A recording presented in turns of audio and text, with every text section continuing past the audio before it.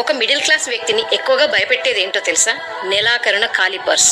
Month ending లో purse open చేస్తే అందులో కరెన్సీ కంటే ఎక్కువ కష్టాలే ఉంటే అది నిజమైన మిడిల్ క్లాస్ వ్యక్తి ఫోటోగ్రాఫ్. శాలరీ వచ్చిన రోజు హ్యాపీగా ఉంటారు. మొదటి వారంలోనే rent, current bill, EMI, school fees అన్ని క్లియర్ చేస్తారు. తరువాత గ్రోసరీస్, మెడిసిన్, పెట్రోల్ కోసం ఇంకొంచెం ఖర్చు అవుతుంది.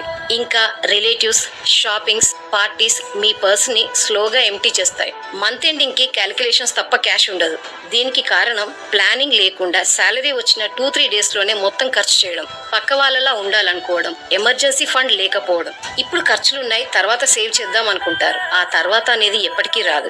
అందుకే మీ శాలరీ వచ్చిన 24 hours లోనే 10-20% సేవ్ చేయండి. అవసరం ముందు, కోరిక తర్వాత. ఈ రూలే ఫాలో అవ్వండి. నెలకి కొంచెమైనా ఎమర్జెన్సీ ఫండ్ కోసం పక్కన పెట్టుకోండి. పర్స్ మన పరిస్థితిని చూపిస్తుంది. మీ పర్స్ ఖాళీగా ఉంది అంటే మీ ప్లానింగ్ లో